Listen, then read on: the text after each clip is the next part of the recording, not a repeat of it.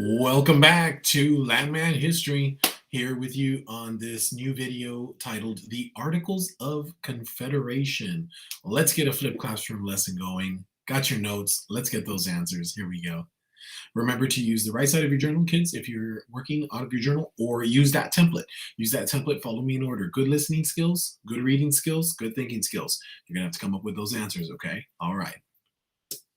Let's start with the vocabulary. Vocabulary is as follows. Number one, government. Number two, constitution. Number three, articles means rules. Number four, confederation. That's a group. Number five, ratify, to approve. Number six, unanimous, in full agreement. Pause and get those vocabulary. All right, you're back. Now, the big question of the lesson is, what is this government? What is the Constitution? What do they do? Why did the first government of America fail so badly? Why is this first Constitution government so weak? That, spoiler alert, that's what's happening here. The first government was not successful, and we're going to identify why was it not successful? Why was the first government Constitution so weak? So, a little rewind here real quick. Remember that we are in the middle of the American Revolutionary War from 1775 to 1783. Now, the Declaration of Independence, written by Thomas Jefferson, has been signed and ratified July the 4th, 1776. So this Continental Congress knew that they needed to be the authority, la autoridad, to make decisions for America moving forward during the war. Now, this gives them the premise, the idea to create a government. Now, a government works for the people. So let's dive into what this means. The Constitution that they write is a rule book. So a rule book is a set of rules that we can follow to have safety and order. Everything in life has rule books. So this Continental Congress realizes that they need to create that rule book so that everyone in America can move forward successfully, following laws and being united, because that's what they were going for in independence. Now, we see rules everywhere. We see rules at home. We see rules at school, even in games and silly stuff that we can play. Sometimes there's rules. Now, these rules give us order. This was the idea of a constitution, to give order to America. Now, the Articles of Confederation is the name of the first constitution for America as a whole. The Articles of Confederation, notice the date in the top right corner, was not successful long term, but did help with the beginning of America. It lasted from 1781 to about 1789. 1787-89. Now, during this revolution time, this Continental Congress, by writing the government's Articles of Confederation document, they created the first government. Now, this was going to be the central authority, meaning that all Americans were going to listen and follow from this document to move forward. Now, spoiler alert, as I've already mentioned, it's weak. The first government, the Articles of Confederation, which I will call the AOC, listen closely, the AOC was weak. It was going to fail. So let's talk about that. Now, think about the states. There were 13 colonies. Now, we know that. Now, the 13 colonies were kind of individuals. They kind of did their own thing. They didn't work together. And because didn't work together, they were all pulling in different directions. Now, they all agreed to ratify or approve the articles in 1781, meaning that they would all follow the laws of the Constitution. But the Founding Fathers kind of created this loose confederation. Confederation means group. So they weren't totally tight together. It's kind of like an ex-boyfriend and ex-girlfriend, kind of like, well, we'll be friends, but sort of. Let me keep an eye on you. I'm not totally sold about us. They're not totally solidified together. They called it the League of Friendship.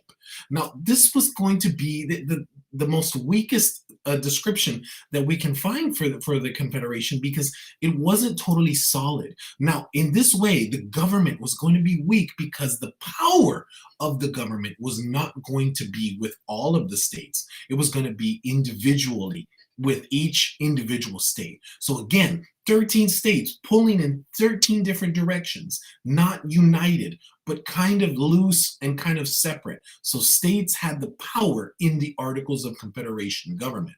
more than the central authority. Now, there's some vocabulary here. Now, I really want to focus on this last one, the third one right there at the bottom. The central government. I'm going to be saying this a lot. We're going to be saying it in class a lot. The central government is a national government, nation, nación. So it means America as a group. Central means center authority. Now, sometimes I might even use the word fed or federal government. So you got to get used to this. Central, national, and federal government all mean the same thing, okay? Now, what positives did the AOC, or Articles of Confederation, did have? Well, there were some good things that it did do. Number one, it could declare war, which we were in the middle of. In 1781, we were in the thick of the Revolutionary War. So that's kind of a good thing. It could create treaties, like it could make agreements with other countries for trade or for peace. Of course, at the end of the war, the Treaty of Paris ends the war with Great Britain, right, in 1783. It could also print money. That sounds pretty good. We'll find out why maybe later on that's not so good, but it could print money. Also, did you know that the post office was created in the AOC? How are you going to get your packages from Amazon and eBay, right? The post office was created during this time. So these are good things. Now, we're not going to focus on these things. We're going to focus on the weak things, right? Because this government failed. So let's look at why was the Articles of Confederation government weak? Why did the Founding Fathers make it this way? Now think about it. The Founding Fathers knew about King George. You see him right there. Now, King George was a monarch, and Parliament was always taxing them with regard to the causes of the revolution. So the Founding Fathers were very mistrustful of a central authority. So when they were creating the government to rule them, they were scared that a powerful central federal government would be too strong over their lives. And they were worried that this government would rule them with tyranny, like with cruelness. And they didn't want that. So they made the first government weak on purpose for this reason. Now, here's a list of the weaknesses that we'll go over in class. Now, you can write those down on your sheet. Now, I'm going to focus on one or two of these more than others. Now, we already know that the government was weak because the Founding Fathers were afraid of a strong central government. Now, I want to focus on this weakness right here. Congress could not tax or regulate commerce. They could not tax the people of America or the states of America. Now, we're going to focus on this reason because taxes are kind of important. Without taxes, the government cannot run itself. Sounds ironic, right? Because didn't the colonists fight against Great Britain because of taxation? But now they're realizing, how do you run a country? Uh-oh. You need taxes to do that. So Congress needs to fix this problem. Now, the Continental Congress, the government could not borrow, they could not tax money, they could not tax the states, but they could borrow money.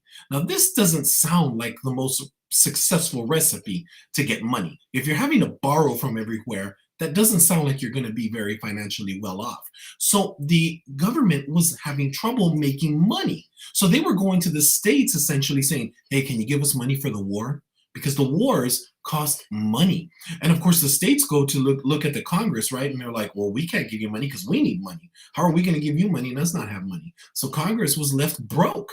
Now, for this reason, during the war, we saw examples of where the money problem was really hurting George Washington and the army. The militia didn't have supplies. They didn't have the resources they needed. Valley Forge is a great example of what happens when an army doesn't have money to fund itself. So George Washington and his troops were left struggling. And because of this lack of taxes, Congress had a difficult time paying for anything during the war, which makes the general's victory all that more impressive. So no taxation was leading to massive amounts of debt, and Congress was forced to have to borrow money from states, which they couldn't get. And sometimes they even went to other countries like Spain or France and asked them for money too. So taxation was a weakness here. Another weakness of the AOC was that Congress could not regulate foreign and interstate trade, meaning they couldn't manage the states between each other. Like brothers and sisters, sometimes, you know how we fight in a family? States could sometimes argue between each other. Argue about what?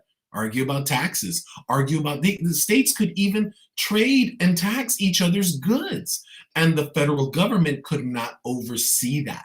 They couldn't get in and step in and say, hey, we'll help the states fix the problem, because the states had all the power. So these brothers and sisters and little children, like in a family, were basically telling the parent, we will control the family. So Congress had no control over what states did with each other, which kind of led to some craziness. Another weakness that we will look at in class is that Congress found it too difficult to pass laws. Laws are necessary so that our society can be safe. But unfortunately, under the AOC, passing the law required, take a look at that number right there, 9 out of 13 states. This is problematic. Now, any vote on any topic of any law, the AOC had to have almost 70 to 75% approval to get it passed. Now, that's kind of crazy. When you look at the picture there, you need a lot of votes just to get something done, because if you don't, nothing will get done, because no votes can be had. Nothing will get passed. Now, if you know that you have a lot of family members at home, can you imagine what it's like trying to get everyone to get the same dinner? How can you choose the same meal? You can't. It's so hard to do. This was a problem. Now, the last weakness that we will look at is this one. The AOC only had what we call one branch of government. Now, looking at the square, I think you can predict which branch of government it had and which two it didn't have. So looking at the picture on the left, you have 3 branches of government today. You have the legislative, the executive, and the judicial. Now, just to explain, the legislative is the Congress, the representatives, right? Like the Continental Congress, who were trying to make the federal government. Then you have the executive. Who's that? Well, that's the president. And then you have the judicial branch. That's the courts and the judges.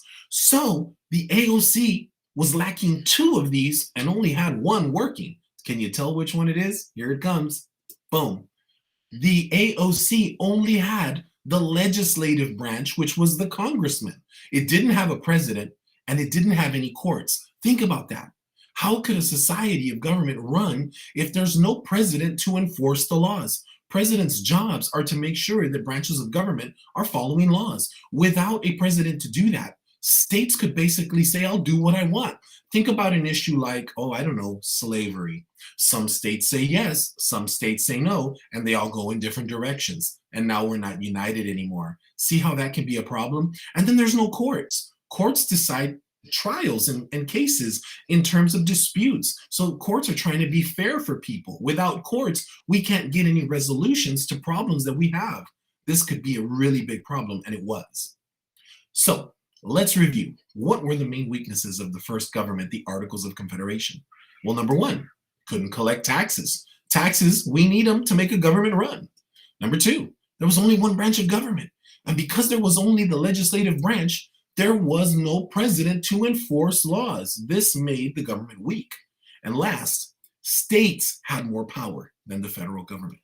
And this proved to be a really bad thing, because basically the kids were running the household instead of the parents. Kind of makes sense, right?